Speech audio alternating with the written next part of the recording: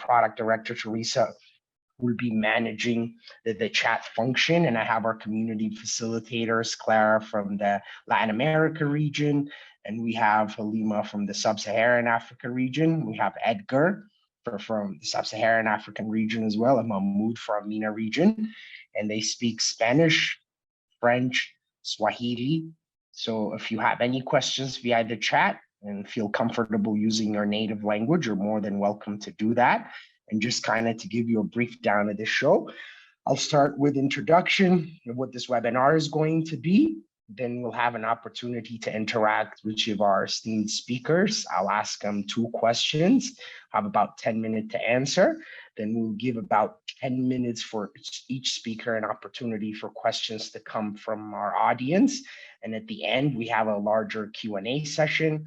And then we'll be able to conclude. And once we do that, we'll be more than happy to share this recording on our platform, as well as any resources that's going to be shared by our speakers. And I truly want to apologize for what happened earlier. It was really unexpected. It looks like people have a lot of time to waste on their hands. And the fact that they're doing that is quite unspeakable. So let's move on and get an opportunity to start this day. And I really want to thank everyone for joining us for this webinar. So like I said, good morning, good afternoon, and good evening, depending on the times when you're in.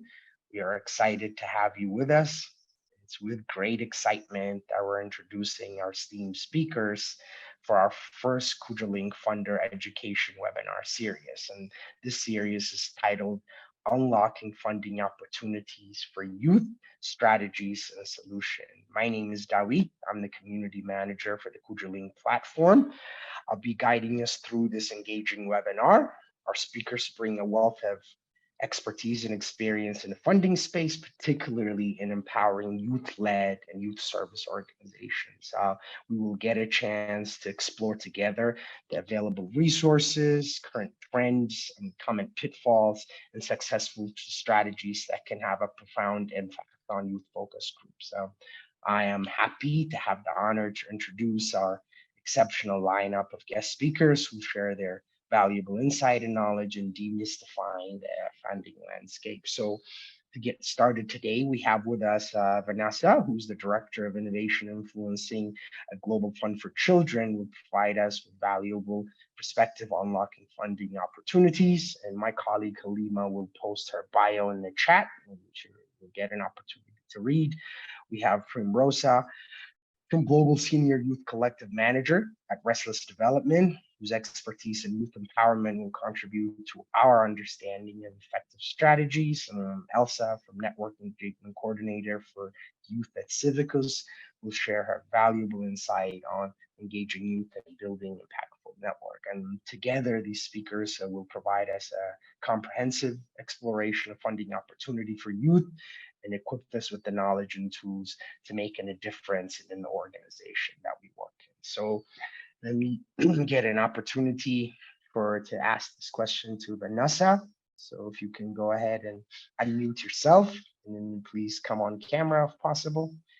And let me go ahead and ask you the first question. And maybe let me give you a minute just to say hi and just a few points, maybe add a little bit about yourself. That'll be a great opportunity as well too.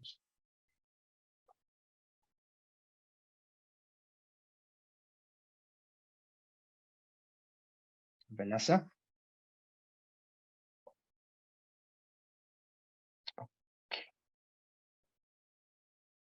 Okay, I think she might have dropped. Okay, so let me go to Primrosa, if you can turn on your camera. So we will get this opportunity to ask you that question, and unmute yourself and just like maybe give a minute introduction, say hello.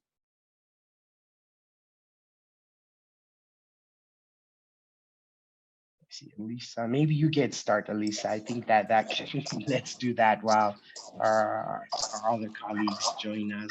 I'm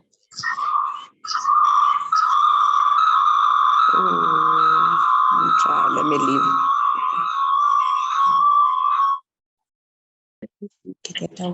It doesn't work like that. Hadile so close.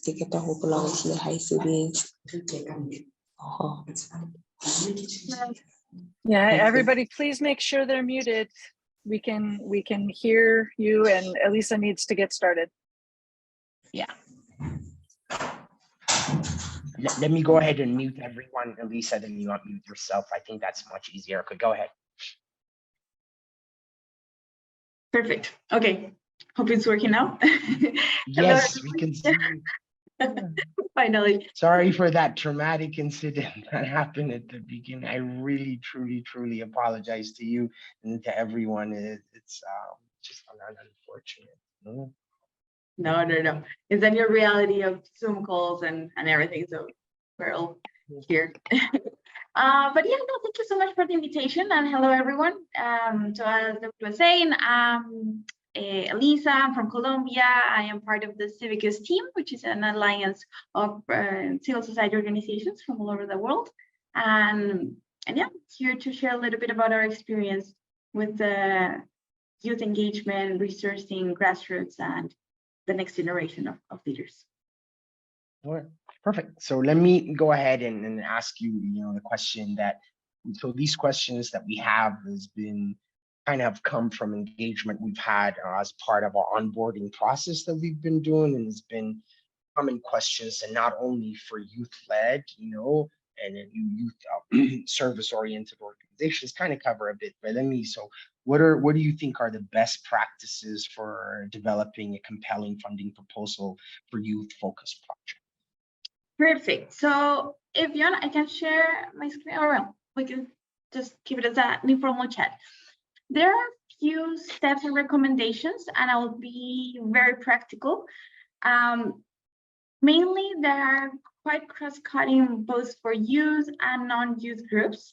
Mainly when you are looking to design a plan on how to resource your work, you will always start with, well, first identifying your potential stakeholders, determining the likelihood that they have to collaborate with you, develop a relationship, secure that grant, and then sustain it.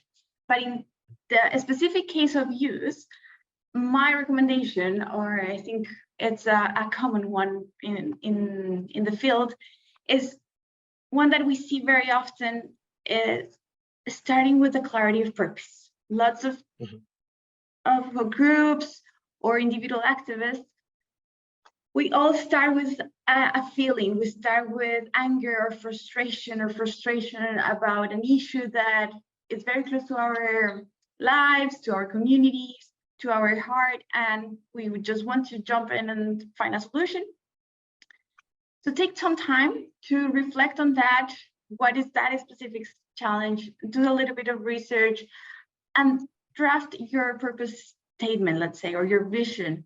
Be very clear on what you want to achieve and what's your sort of value proposition. Once that is very clear, it's very important to tell your story. So youth groups and young activists, we don't have millions of years of experience and millions of projects to demonstrate our experience and capacity to deliver programs and manage budgets and create impact. But what we can do as we begin in this career of activism is to tell what we want to do, who we are, why we think what we want to do is important, and what are we asking to our potential partner, and how to connect. So really encourage everyone to invest a little bit of time in whether it is your LinkedIn profile or a blog post or your social media presence.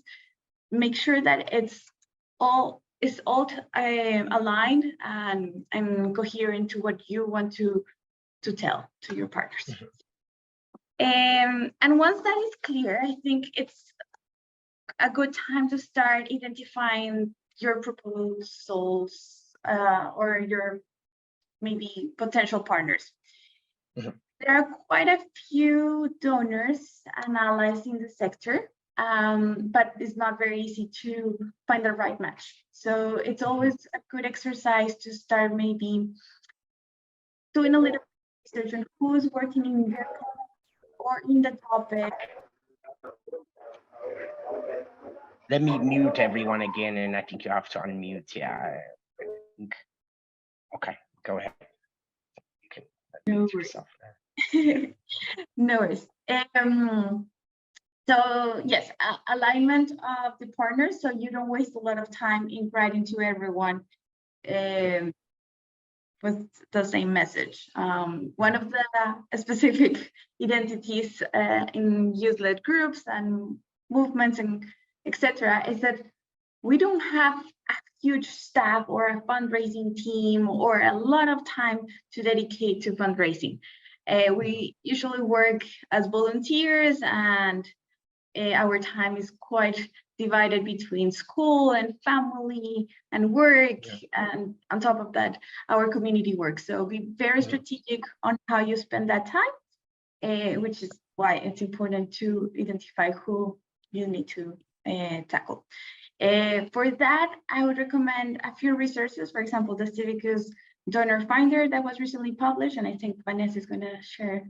Yeah, and we'll share that through like any resources stuff I have. We'll share it through our platform. So, and then that is actually was quite an amazing gathering of donors that you guys did. So.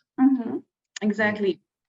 There's also the SDG Funders platform. There is the Candid platform also in the US if you want to check it out, etc. Then once you identify those actors, figure out a little bit more what's like the likelihood to collaborate with them. So do you have any friends in common on LinkedIn? Do you have any interest in common that you can connect with, so you can start building that relationship? Or try to see who do you know and ask that person to introduce yourselves. That's also a nice practice. As a young person, we rely a lot on who we know, our mentors, our friends that can help us to reach out to. So I think this would be a great segue to the next question then, how can organizations leverage, so there's on an organization level, their partnership and collaborations to enhance their chance of accessing funds? Because I think that's going to be one of the most common questions, every youth organization asks. So exactly, relationship building. One of the biggest assets as an activist is the people, and it could be the volunteers in your organization, it could be your family, it could be your collaborators, service providers, and every single person has some value to put into your work, and they can connect you to someone. And try to reach out to as many opportunities as you can, as long as, of course, they are aligned with your values and your purpose.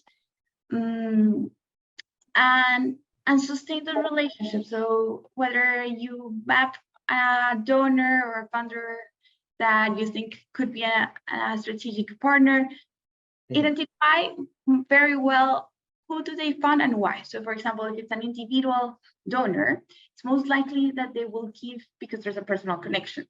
If you identify a corporation, it's very likely that they will donate a gift or a grant if you're working in their influence area, a geographical area or topic of interest. There's always maybe a marketing interest or proximity. So think about that. If it's a foundation, it could be more about the topic. And it could be a donation in two ways. It could be financial or in kind. So take opportunities like fellowships or mentorships, scholarships. They are all valuable to strengthen the beginning of your career. And then lastly, if it's multilateral, for example, agencies or government agencies, it would be a little bit more burdensome, the criteria, the process, but then you will need to think about what's the foreign policy agenda of that country in that moment, proposal lines. So in general, I would say, know yourself, know your purpose, know your friends, don't be shy and reach out, and use all your storytelling, your digital skills and everything to tell and create those connections. And once the gift and the secured, sustain it. Keep sending updates about your project, invite them to visit your projects or your communities, and be thankful and honor them for the gift that they're giving you through this partnership. And I'm so sorry, I didn't follow the questions. No, it's okay. Thank you so much. So go ahead. It looks like Vanessa is with us. So if you can go ahead, unmute yourself and put your camera on if possible. And so we can go to you. Say hi to everyone.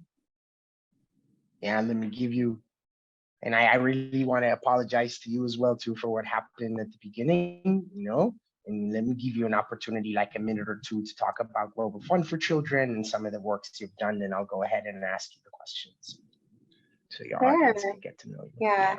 Hi, everyone. Thank you for being here today. My name is Vanessa Stevens. I work at Global Fund for Children, and I am the Director of Innovation and Influencing, which means I think a lot about how funding can be more accessible for youth-led groups and what are the changes that are needed in philanthropy and in global development, so that communities and people who need these resources the most can access them in ways that are meaningful to them.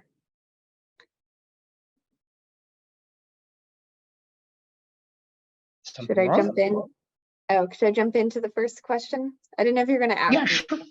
Yeah, no, I was just giving you a little bit of an opportunity. Okay. So yeah, absolutely. So the first question that I have for you is, but based on your experience, what are some of the successful strategies that youth-led organizations have used to secure funding? And if you have like some examples regarding the Global South would be great, but we can leave it in general as well too. So.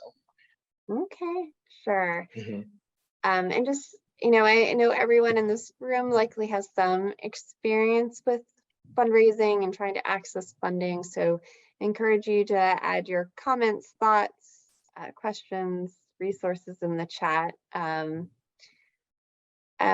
I want to acknowledge fundraising can be really hard, confusing, and even disheartening at times. My first role in my early 20s was as a fundraiser at a community organization. And so I really want to emphasize how important it is as youth-led organizations to recognize your power, to reach communities, to mobilize your peers and influence the change you want to see. And so being able to share your vision and tell that story is really powerful, and really getting clear on what are the challenges you're addressing and the strategies you're proposing to overcome them within your community.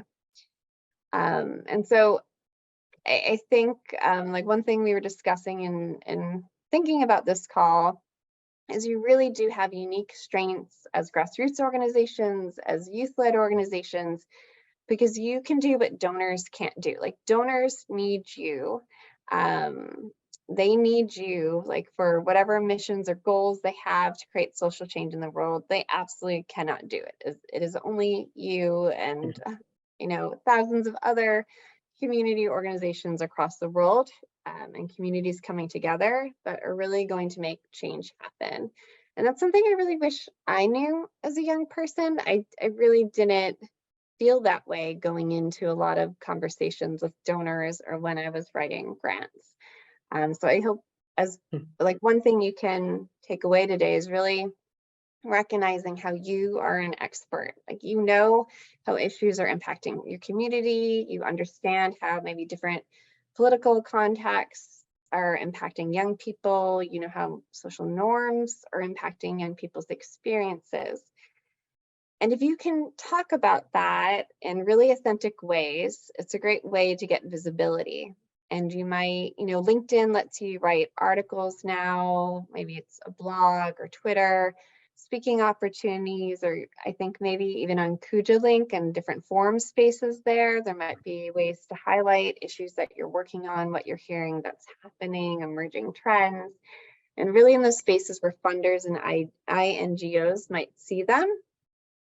And then I encourage you to use that to see how you can spark conversations that can then maybe lead to relationships, because I think fundraising is resourcing this work is ultimately about relationships. And so it might be for grant funding, it might be like the people who are actually doing the work, connections to allies, or also just, you know, just finding out about opportunities for learning. I think it all So comes down to relationships. let me add, Yeah. so one of the things before I ask you the second question, like I think both you and Elisa highlighted this relationship building. Can you just kind of expand on that, what that means? So for example, take me as a newcomer to this space. I'm a youth activist, you know, what are, yes, our platform offers connection, but what are some kind of, you know, secret things of that you have, like, you know, your experience in terms of that you advise how people can build relationship with funding organizations? Yeah. Very valuable. Yeah, no, that's a great question to dig into that. So I think funders vary in how approachable they are. So some folks are like really open, will talk to anyone in any organization or individuals within a foundation. Some very much have this fear of solicitation. So you'll sometimes see spaces that will say that they have a no solicitation policy, that they have a no solicitation space. And I think it's because, well, there's probably a lot to unpack there, but I think there's this fear among funders sometimes of getting like inundated by all these different requests for funding, and they either can't meet them because of their own resources or because they're following specific strategies that they have, or they have a formal process.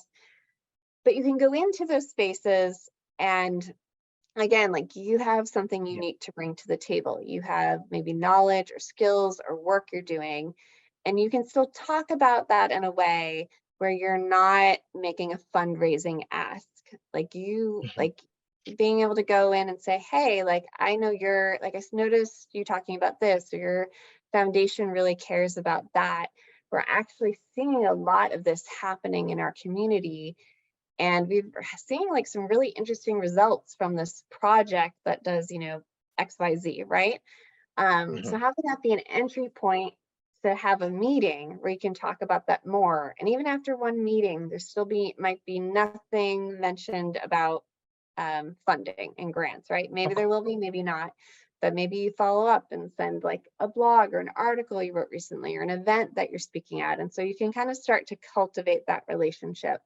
But you have to, it's one of those things of knowing your audience and what type of funder it is. And that's hard. That's annoying in many ways. But it's part of like, how do you, you know, treat every organization and person as an individual and really getting to know them and meeting them where they are. So I hope that's helpful. No, that's very much so. So let me go into the second question. In your experience, are there any specific funding opportunity or initiatives that support marginalized or underserved youth populations? Yes, I think there's a growing number. And there's definitely many more funders that are working on issues that you were working on as young people, like climate justice or LGBTQ+ rights. And they should be resourcing youth and youth-led organizations to work on those issues. So I think kind of what Elisa was saying, like, I really encourage you look for funders that align with your values and will really trust you as grassroots leaders. Some that come to mind, especially if you're an activist and just starting out, Peace First funds youth-led peacemaking projects. They'll give small grants to young people as young as age 13 with a small grant, like $250. And they define peacemaking really broadly in terms of injustices and injustices you want to try to right in your community. At least I heard mentioned the Civicus Donor Finder. That's all progressive funders, like flexible funding, supporting human rights. So that's a definite one. Another place is like looking at the membership of a group called Elevate Children's Funders Group, which We'll share a link out to that later. And so again, it's Yes. a very diverse group of funders, some that might have open calls for a proposal, some that might be invitation only, but you can follow their work and keep an eye out for when their program officers might show up to different spaces. For Global Fund for Children, I should share more about us. Yeah. So we very rarely have open calls for proposals, but what we do have is a space on our website that talks about what it means to be a partnership with Global Fund for Children, the types of organizations we look for, and you can submit a profile. And so when we are launching new initiatives, we consult this database of organizations around the world who've expressed interest in working with us, and then we might reach out to you to have a conversation. We also have a participatory grant making initiative called the Spark Fund that's all about investing in youth-led change. And so that does have open calls for proposals. If you happen to be in Thailand, Vietnam, or Singapore and working on climate justice, there will be something opening later this year that you could potentially apply for. But I think really looking at participatory grant makers is where some really exciting work is happening. You have Frida, the Young Feminist Fund, that's one of the oldest participatory grant makers. You also have Purposeful, that's funding the activism of girls and young women. Similarly, they allow you to submit a profile on their website and they'll reach out to you if there's a possibility that they can fund you. There's also the Children's Rights Innovation Fund. And what's really exciting about this and these different initiatives is that young people are setting the priorities, they're designing the applications, they're making the funding decisions, and there might be opportunities for you to join some of these decision-making spaces and help shape funding opportunities for your peers. That's great. So it looks like Rosa she didn't join us back. I'm going to try to reach out through her through WhatsApp. So while that's happening, like I said at the beginning of it, this will give us an opportunity because each of you will have 10 minutes. Now we're going to combine it. So I'm going to go ahead and open the floor. Is here under your name? I think so. She could be. I asked. Oh, yeah. I'm happy. That's good. I think I've cloned myself multiple times in this. See my name. Sending lots of hugs and love. I am so happy you've joined us. This makes me extremely happy, and I want to apologize to you as well. Too. I'm really sorry for what happened. It's but I think Teresa has showed us how to disable that. And thank you, Teresa, for that. So we're not going to have that kind of interruption going forward. So let me give you an opportunity as well, a minute or two, talk about, the work you've done in the past. I know we have your bio, but specifically, restless development and the things you're passionate about related to the funding space, then I'll go ahead and ask the question for you, okay?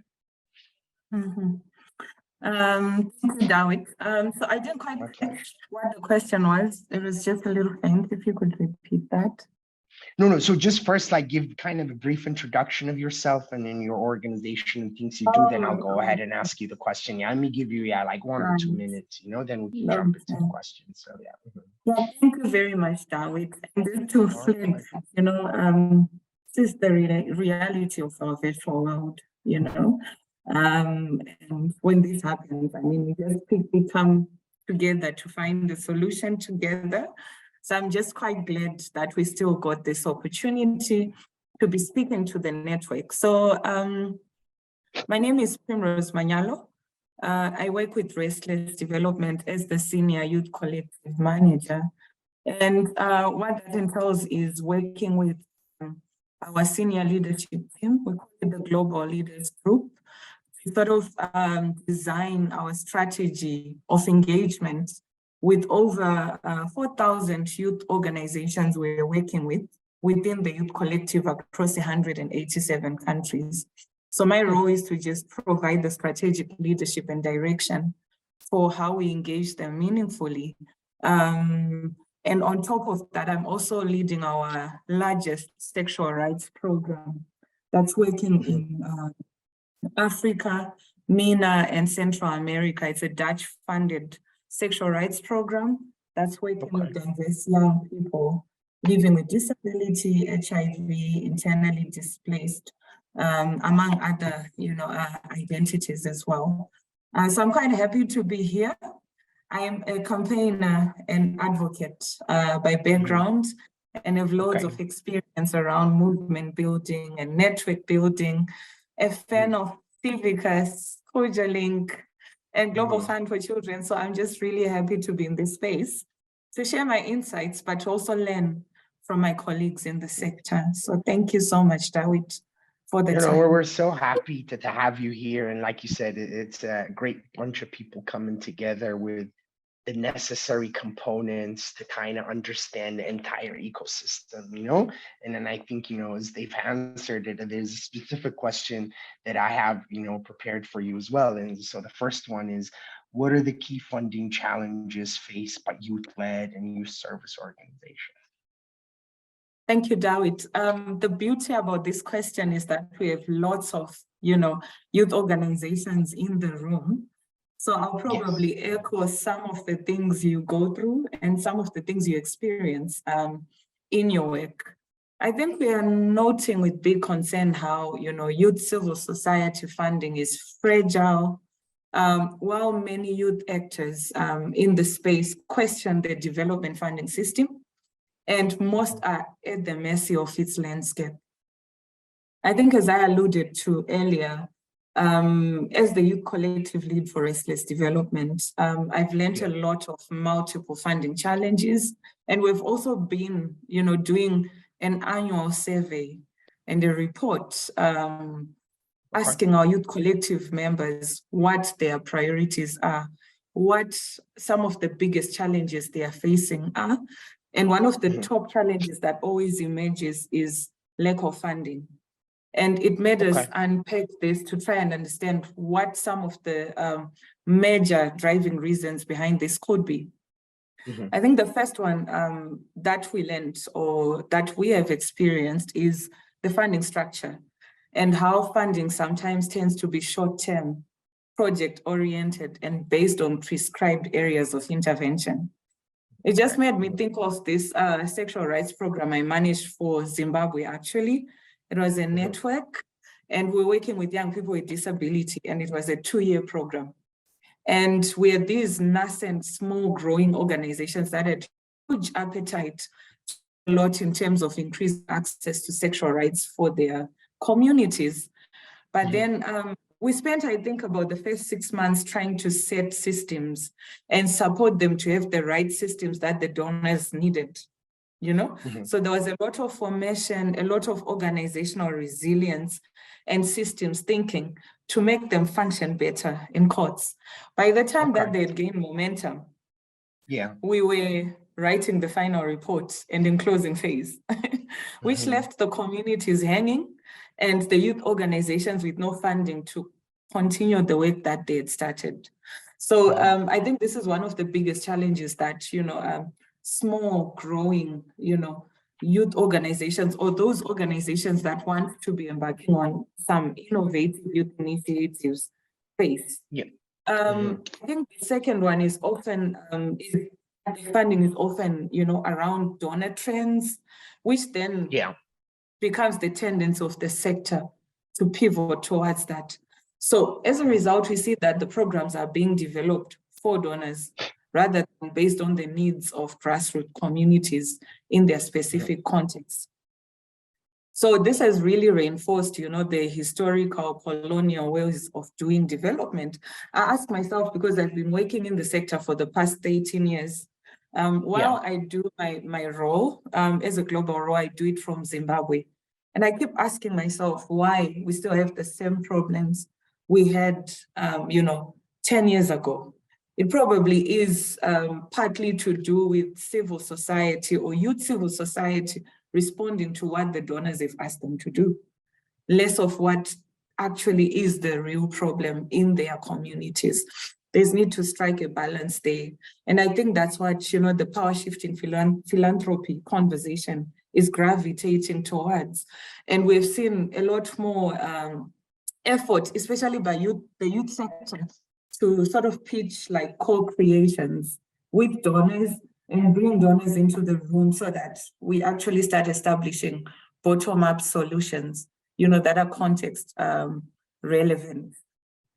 You froze a little on my screen, so I'll just confirm that you Oh, sorry, no, still I'm still here. Yeah, I can hear you. Can you hear me? Yeah. Yes, Sorry. I can. Yeah. And final, challenge I'll mention is how, as the sector, are the challenge, Sometimes NGOs or these big international NGOs would rather lean on those organizations that have experience and expertise to be in consortiums, which makes it very difficult for new organizations to get partnerships. I think there's been a lot of reliance on big household names, whereas in some instances, unknown small organizations actually have the answer to the development challenges in their communities. And the fact that, within the space, we have organizations that vary in size, scope, and capacity, ranging from large national organizations, regional, and small nascent growing organizations like 2 university students starting an organization from their backpack, or from their room. And these are all placed in one pool.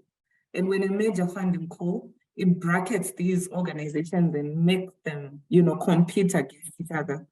To me, it's almost like, judging a fish by its inability to climb a tree, or comparing oranges and apples. This is really far from the needs of these, of the problems we have at hand, and the organizations who are working on the front line to solve some of these challenges. I'll stop at this. Challenges. Yeah.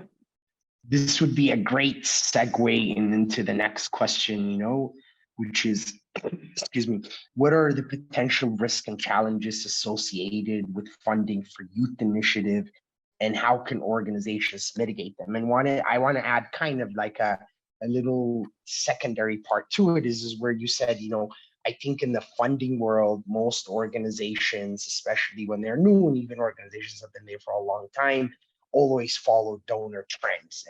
But when you follow donor trends, you're not addressing community needs. So the project you're actually proposing are based on how to get funding, but not actually, on the problems that are on the ground. So you using that context, the second one, if you can answer the question, would really be good. Mm-hmm. So I found this question very interesting and problematic, actually. I think there's a pun to it. I'll get to that. Yeah, I think traditionally, risk has been perceived from the lens of the funder, actually. The person who will say that this is risk has been the person that actually gives the fund. And this is, we've seen how we get, calls or funders defining a set of rigid criteria for eligibility. And risk has been classified in the following ways. I think one of the ways, some of the things are very critical and maybe kept things like fraud, or malpractices in terms of just really, implementing projects. But we have seen how I've done a lot of organizational assessments actually for programs, and some of the things that are defined as risk fall into multiple categories like financial risk. So the ability to manage finances you've been given, your financial health, the size of your budget, maybe over the past 2 years, past audits, published financial statements, your governance, how you're structured, you have a board, what kind of capacity in terms of the organization, its size, the staff complement and their expertise. And the list goes on. And we've seen also, a third criteria that looks at maybe programmatic experience and your years of experience. While all this is valid, I think it has tended to cause a lot of restriction in terms of, funders perceiving risk and challenges about youth organizations rather than these risks being too big to mitigate, So in some instances, these are things that can actually be addressed a lot of what is deemed to be risk is actually about trust. And I think, funding organizations could do a lot to break down the trust barriers that exist, and they could do, the organizations in the room could do a lot in terms of bringing funders on the table to talk about, how to actually just be addressing these, limitations that make, especially smaller and growing and nascent organizations, be able to absorb large funds to solve, challenges in their communities. I think this starts with, speaking out and finding spaces where funders can listen. I like what Vanessa was speaking about when she was talking about, looking for funders that actually, will listen to you and trust you and fund your ideas. The reverse is also just really having conversations with traditional funders to listen and genuinely care about what young people have to say. Sometimes traditional budget lines might not be appropriate for informally structured feminist movements. We are currently doing research we are calling Young Feminist and Fearless. This is part of our annual State of Youth Civil Society report we do every year. This year it's focused on young feminist movements. And one of the things that they are telling us in the preliminary findings is that sometimes it's just really more about self-care and, ensuring that when funds come, they also address that for, feminist organizations to actually be able to do their work or fulfill their mandate better. Ultimately, I think it's just really about, working together and having more conversations and, stepping up to have, bold conversations with funders that make them realize that young people work differently. Young people work innovatively and in non-traditional ways that we have defined, development. And that is actually a positive thing. I think it's also, I'll echo your words, Vanessa, you said this verbatim, that it's about meeting young people and youth organizations where they are. It's not about forcing them to comply with traditional systems that might need to be retired. And it's really exactly about unrestricted funding and giving young people trust and understanding how young people work and then meeting them there and resourcing their ideas. No, I think now you kind of opened to my favorite section of the conversation, and I think I'll go to Elisa first, and this would be the same question that I will ask you guys. So if you can turn back your camera on, I think it is really important to discuss about the power dynamic issue that exists between funders and grantees. So Elisa, I'm going to go ahead and ask you that question first, if that's okay. Yep. Okay, you're back. Okay, so this is it's a two-part question, So what strategies or practices can funders adapt to create a more collaborative and equitable relationship with their grantees or people they fund, and where power is shared and decision-making is inclusive? So that's on the funder side. And the second one is, how can youth-led and youth-serving organizations actively work towards transforming the power dynamic between funder and themselves? Because I think this is one of the things we always have to realize is there's two people in play here. So there's the funders and the youth organization. So, and in your opinion, how can we address that? And maybe a little part in terms of, like, I think even having this discussion, using this educational webinar, we have our platform, which is kind of advocating, to demystify and break down that, power dynamic barrier between the funder and then the grantees. So, and then the works that your organization does. So just kind of include all those and then kind of give us a summary of it. So. No, that's perfect. And thank you so much for the question. Also, it relates a lot with the experience of civic as an intermediary, where we need to balance that and navigate that space. With the donor challenge, so for both, the recommendations is always to put yourself in the shoes of the other and understand where both are coming from, right? So on a donor side, it depends on the donors. If you're a governmental agency, a bilateral or multilateral, it is very tricky to be more flexible. So that's why most bilaterals tend to work with intermediaries. And then the tricky thing is possible for grassroots organizations, for youth-led groups, for feminists, indigenous, etc. In that one, a nice exercise is to look into internal processes. It's very common to see intermediaries or private foundations going and installing very restricted barriers and administrative requirements because are the easiest ones to be compiling to or to just implement. So just check if those are really needed and use the imagination and challenge those requirements to think about an alternative. Another good practice is to, once you're planning the budget for your grant and working with young people, invest the time that will require in building that relationship. Because at the end of the day, participatory grant making, flexible funding, unrestricted, etc., it's all about trust, and trust comes from relationship building. So don't think that when you will partner with a youth-led or youth-serving organization, so they conduct their work, it's going to be in 1 year, because it's going to take longer. It takes much more time to do that social change work. As a youth-led organization, I will say, again, understand where the donor is coming from, the requirements that they are working, and the sort of parameters that they need to navigate, to try to be as accommodating as possible, so their requirements are also a benefit for you. One practice that we used in Civicus was to change the reporting, the narrative report.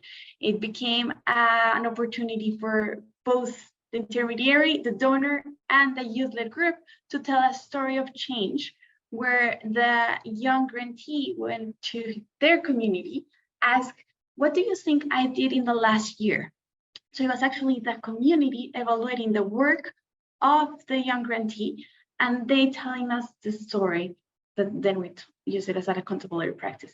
So think about how these administrative and boring, sometimes burdensome steps can be accountability, engaging, fun, and creative moments. And of course, one of the things that we tend to see is the intimidation as a new person in the space, requesting funding, filling out an application, and then reporting. We tend to think that we report to the donor, which is not true. We report always to our communities. B, that we are not good enough, and C, that the donor is always right. And my recommendation would be that always question that and always challenge every single process, because there's a lot of knowledge as a young person, as an activist, as someone close to the communities, as someone with lived experiences that can transform these requirements. So again, back to the first point, relationships, trust, open communication, both need to challenge those systems so we can change them. And then hopefully the funding will be easily flowed and received and delivered. Thank you so much. So I'm going to go to you, Vanessa. If you want me to repeat the question, I'm more than happy to do that. If not, would really like to get your input on this one. Sure. If you could repeat it one more time so I can focus my answer a bit more.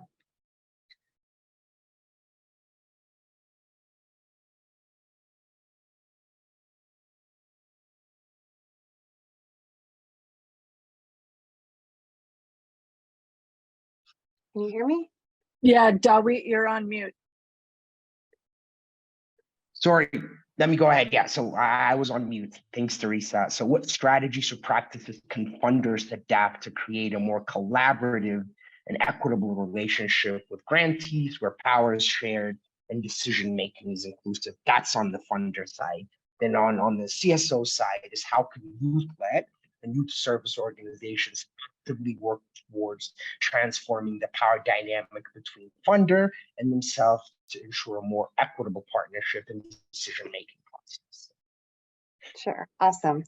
I don't know if I've heard We Trust Youth mentioned. I know Emily Sullivan is on the call. I see her picture, who's helping support young people with that effort. So yeah, some young people were really fed up and tired with the dynamics with donors and not trusting youth. And so they formed a collective called We Trust Youth that is doing donor education, donor organizing, and I'm sure I can pop that into the chat if someone hasn't already. So I think that's a great group to follow because they've brought youth and donors together to ask these questions around funding partnerships, capacity development, like what resources and partnerships do young people want from donors?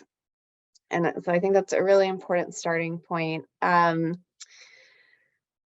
Yeah, so I think there's tons of information out there for donors. Like there's so much information. Everyone who's organized this call is working on this issue. So no shortage of resources and consultations with young people and with civil society leaders.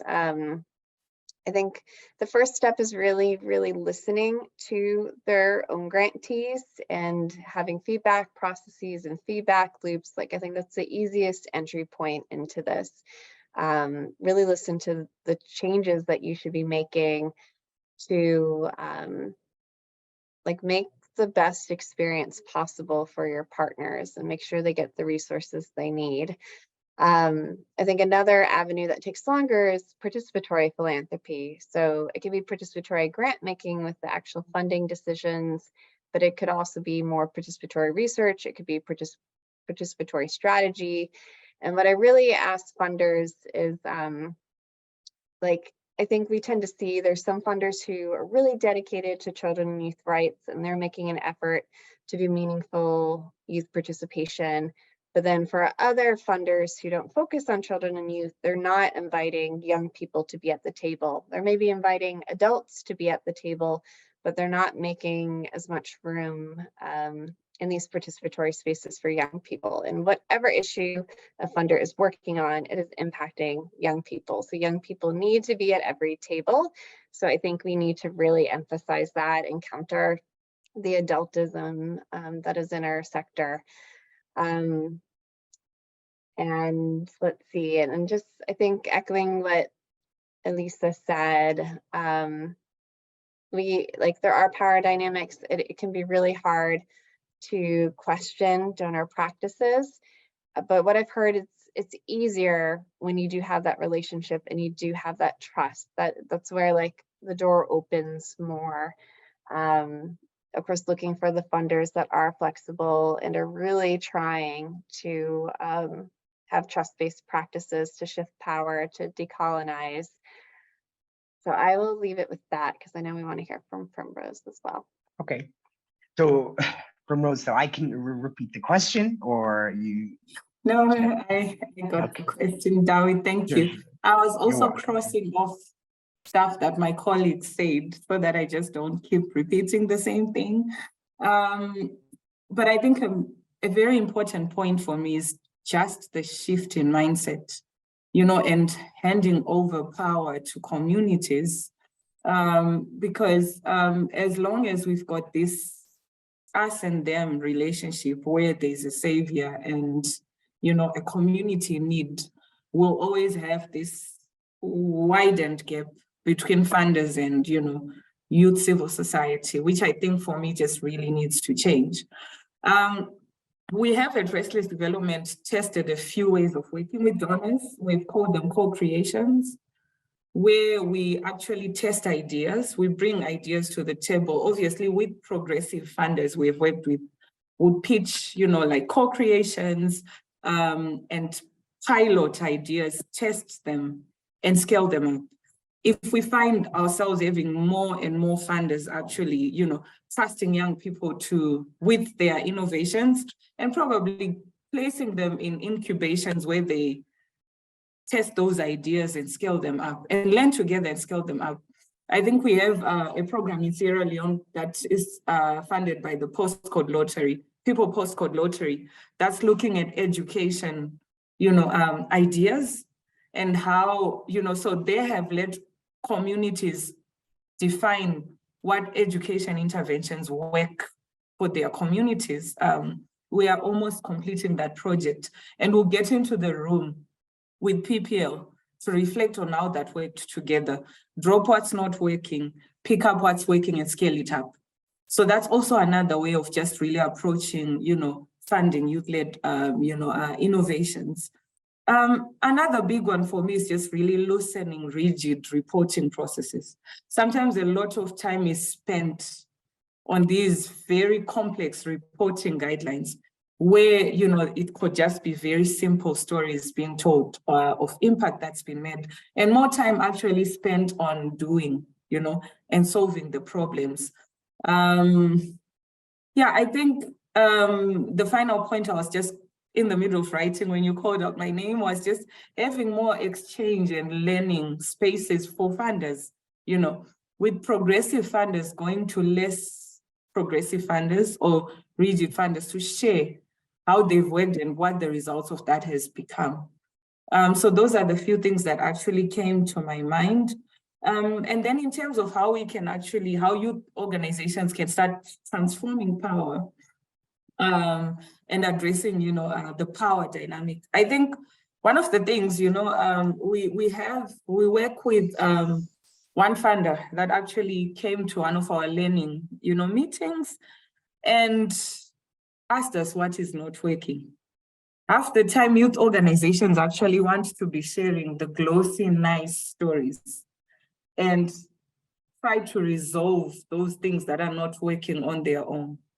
But the lady I had a conversation with said, I really yearn for organizations being honest with us that, you know what, we actually tried this theory of change and it didn't work.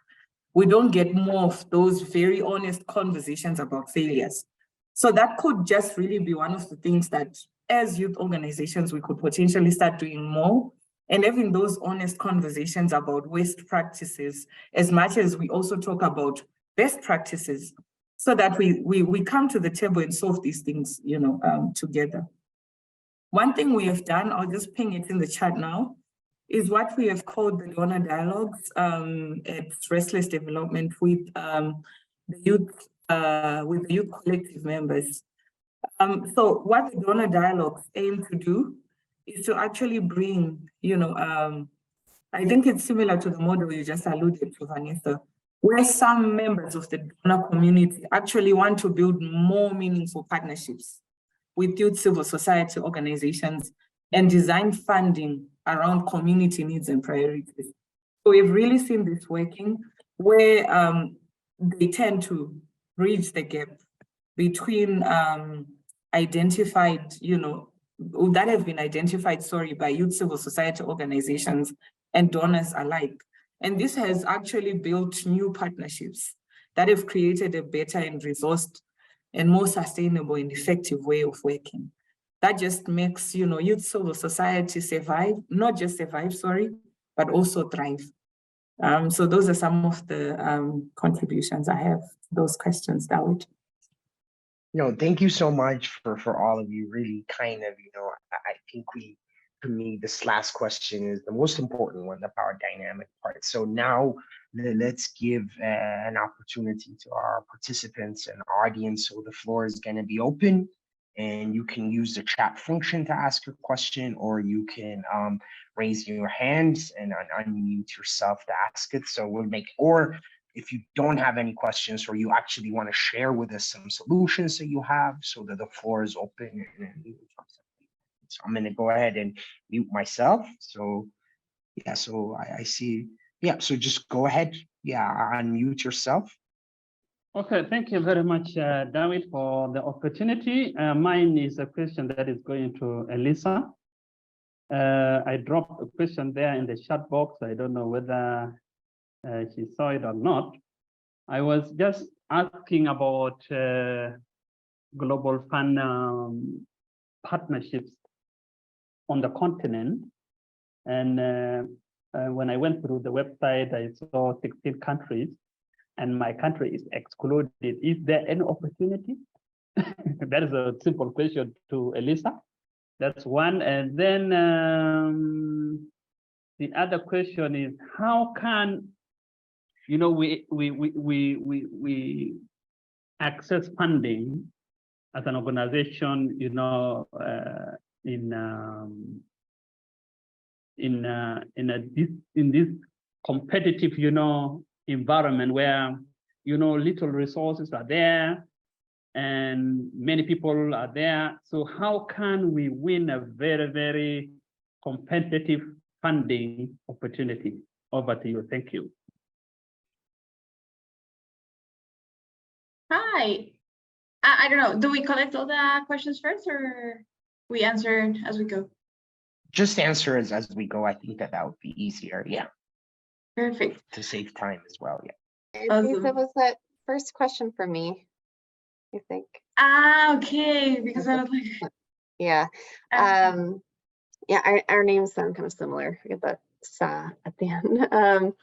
Yeah, so I work at Global Fund for Children, and we, as our own funding increases or different funding opportunities emerge, we do expand into other countries. So I just dropped the link into the chat about learning how to become a partner with us, how you can create your profile. So don't be discouraged if your country isn't on there. There might be some countries we might not work on in the future, but I can't say what those are right here. Like more middle income countries, I guess you could say. But I encourage you to still complete a profile. Thanks. Thank you. Okay, so next, the floor is open to you, Carmen Rosa Perez. Please ask your question, unmute yourself.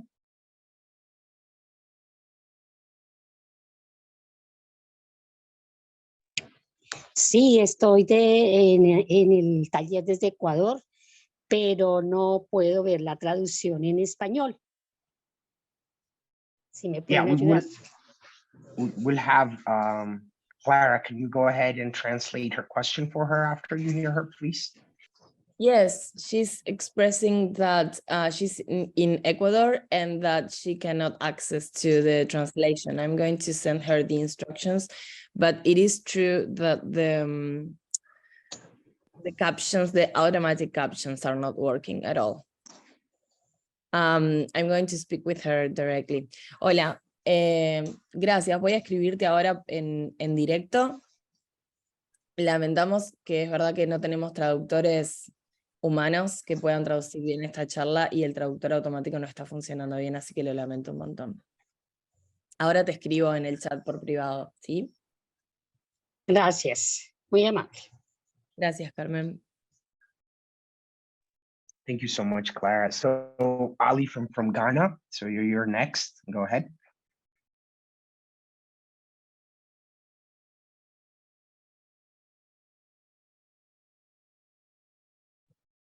Ali from Ghana, you can go ahead and unmute yourself.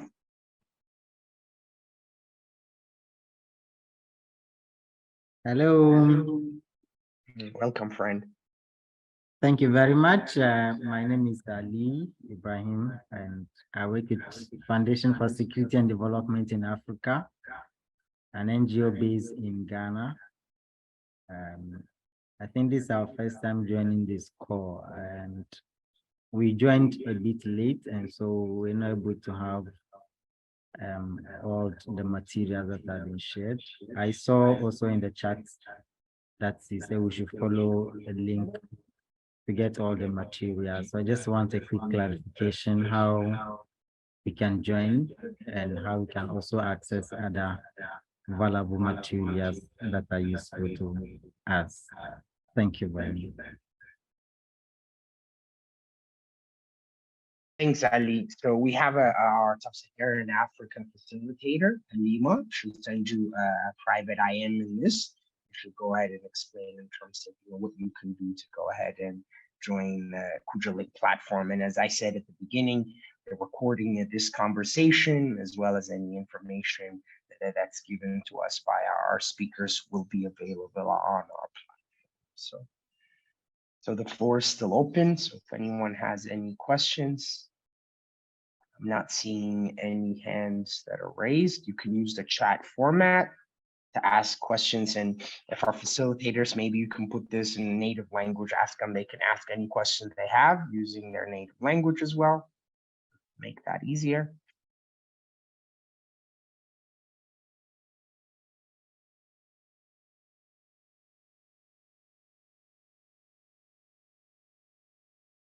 Okay, now I see, okay, if I mispronounce your name, please, I apologize. So I'm just gonna do the one Sunday. I'm gonna go ahead and ask your question.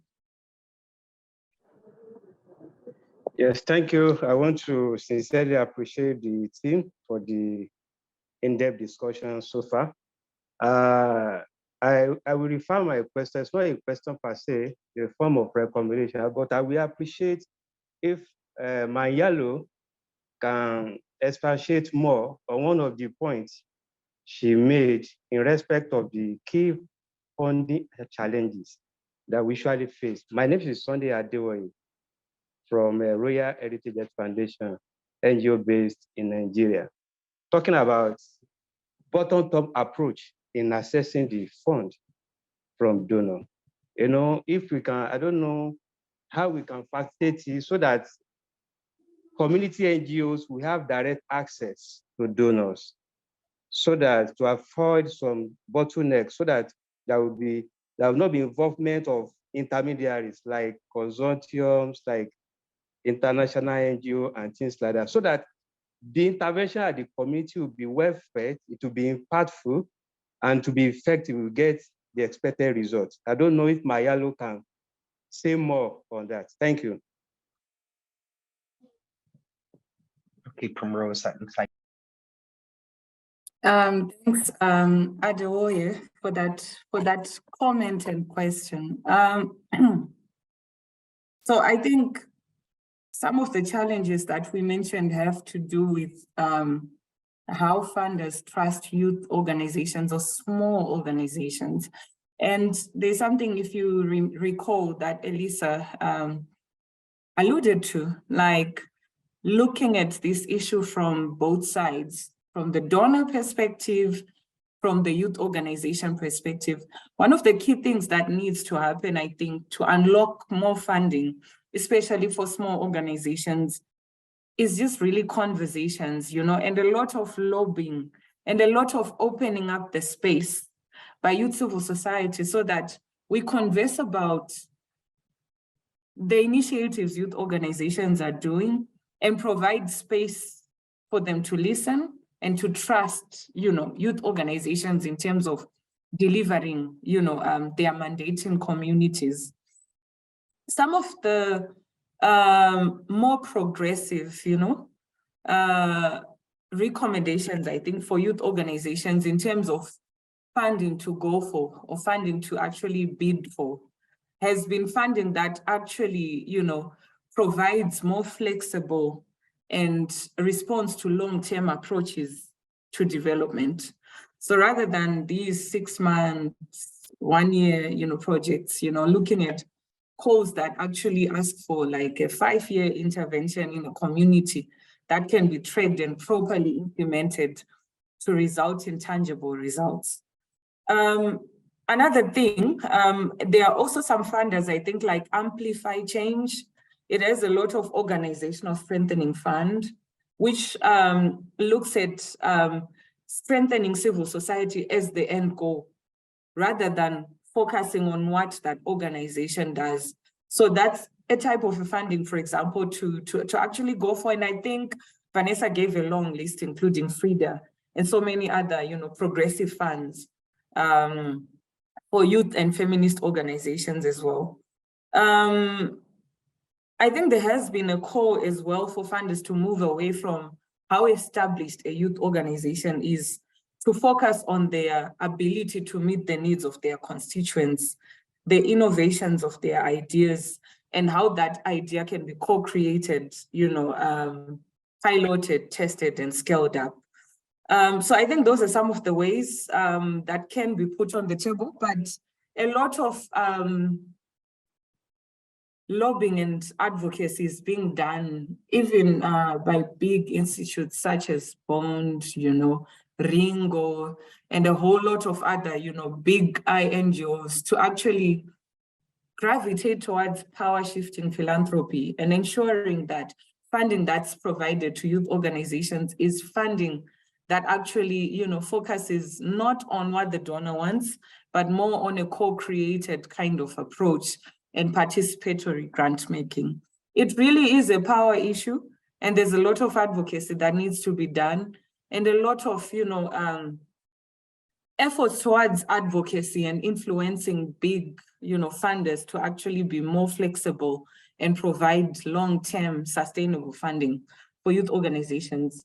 I'm keen on hearing actually what Elisa and Vanessa think, but there has also just been a pattern and trend to fund consortiums more and partnerships more, where, you sort of partner big NGOs with smaller NGOs and bring them into one room to bring a collaborative approach to solving development programs. Because in some instances, one NGO in a country might not necessarily be able to solve all the problems of that country. But if they come together as a network for sexual rights, for example, they can push for age of consent. I just picked a random, issue that a country could face. So I'm not really sure about just targeting individual organizations and giving them money. Amplify Change does that a lot, but to strengthen organizational resilience. But when it comes to actually tackling development challenges, it is proven that when people come together and work together, they are bound to actually achieve more. But my colleagues can add if they have any other thoughts there. Just to save time and to give other people opportunity. So we're coming close to 11 minutes left. So Pablo, you were the one that raised your hand. So please go ahead and ask your question. So thank you. Go ahead, Pablo. I'll just step in because he's a French speaker. Yeah, go ahead, translate for him. So what he's asking is basically he'd like to know the conditions that are put out for small organizations to access funding. What kind of conditions are set out? He'd like to know how the funding process works, what kind of conditions are set so that he, as a small organization, can get the funding just like any other organization. Okay, who would like to take that question? Maybe Vanessa, I think you might be best suited to do that. Just use your organization as the reference. Sure. So I think, as we've mentioned, there are funders, particularly intermediaries or public foundations in the US, who have more flexibility to support more nascent small organizations. And they don't even, it's not just that they have the capability, that's their mission. Because the bigger funders don't have the staffing or the bandwidth to go and find nascent organizations and all the effort that goes to get the money where it needs to go. So definitely that donor finder that Civicus has created is a great starting point. I think there are different things. It depends on your organization. Some funders, you don't need to be a registered organization or you don't need to be a fiscal sponsor, but for some funders, you do need that. And so sometimes a fiscal sponsor can be a great route because it's an organization that's registered in your country, and they can absorb the funds and they help handle the management of that funding. And help with the financial reporting. They might be able to help with other things, and it allows you to focus on your mission. If you're able to find a really collaborative fiscal sponsor host. So that could be one approach that could help facilitate larger funding. Another way might be through some granting partnerships. So we've talked about these different tiers of funding. So like the multilateral agencies might give funding to INGOs. The INGOs then partner with maybe national level organizations in your country. And then the bigger organizations in your country might be looking for partners in more rural communities and other places. And that can be frustrating, but at least as a starting point, it's a way you can start managing some funds, work on bigger projects. And if you find an organization like that, that like truly wants to uplift you, again, really wants to trust you, it can be a great place to at least start and demonstrate experience in managing funding from different donors. So those are just a couple things that come to mind, but Elisa and Primrose, if you have anything to add. Thank you so much. Donc, Pablo, pour répondre à votre question, il existe des bailleurs de fonds qui sont aux États-Unis pour soutenir les organisations de base. Les plus gros bailleurs de fonds n'ont pas les moyens de trouver ces organisations.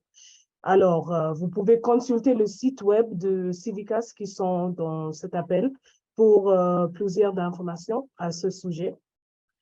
Il y a aussi les plus grandes organisations qui sont dans DRC de votre pays qui peuvent s'associer à des bailleurs de fonds qui ont besoin que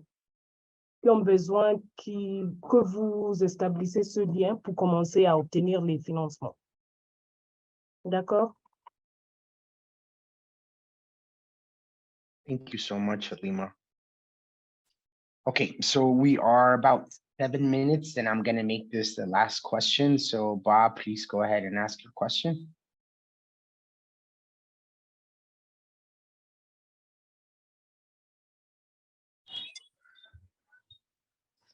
Good morning or good evening, Mohammed Ba. I think is on the line. Good morning, good afternoon, Are you good with me? evening, depending. Yeah, we can hear you, Ba. Yeah, go ahead, ask your question. Hello. Yeah, can you hear us? We can hear you, so go ahead and ask your question. Ba, can you hear us? Hello. Are you guys hearing him as well? I think there might be some issue. Yeah, we can hear you. Can you hear us? Okay, we will reach out to you. Okay, thank you very much. Thank you very much. I am Mohammed Ba, the Executive Director of Information for All from Sierra Leone, West Africa. I totally agree with my sister from Restless Development and giving the young people the opportunity to create, innovate, so funders can come after what they are doing to accelerate their actions instead of asking the young people to follow a structured way of asking for funding. So it is really, I appreciate the way she shared the information about Restless in Sierra Leone. And last week I witnessed some of the interventions Restless is doing through the country director, Mr. Leslie. It is really a good way of doing things to ensure young people have the opportunity to find the problems and also to innovate around the problem that they have seen. And funders should follow that to help them to solve the problems.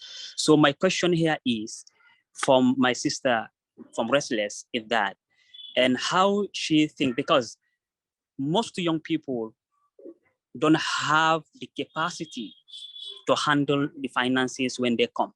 And that comes the challenges.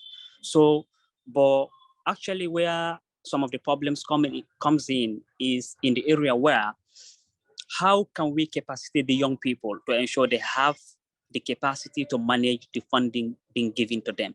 Why I'm saying this, with experience, one of the funders that benefited from Restless Development in Sierra Leone from the postcode project is a mentee of mine.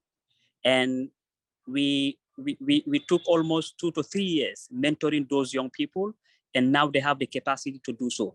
But sometimes getting funding for organizations that are giving capacity to other young people is really, really very difficult.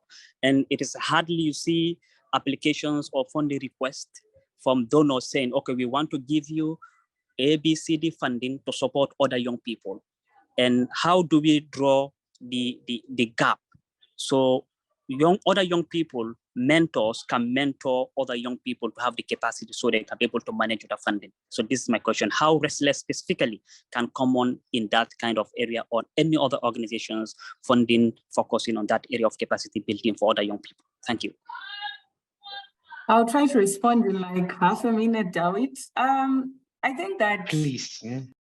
Yeah, that's a very important question. Thank you for that.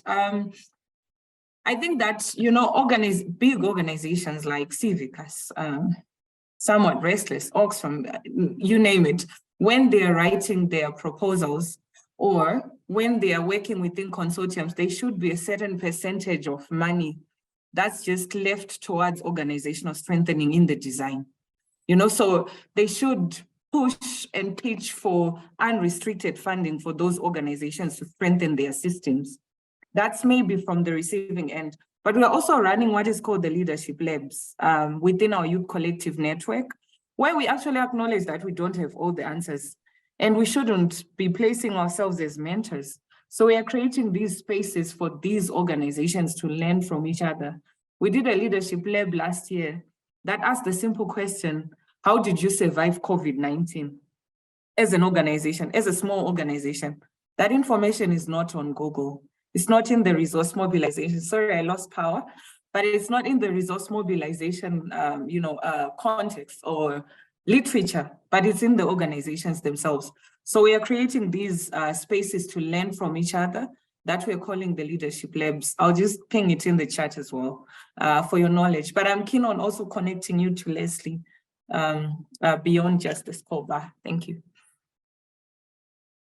Thank you so much, Primrosa. So we have about like a minute, so I'm gonna go ahead and give you an opportunity that if you guys have any question regarding this webinar, and like I said, we're gonna go ahead and post it on our platform. But for those of you who work here, is not part of the platform, please reach out to this community at kujulink.org.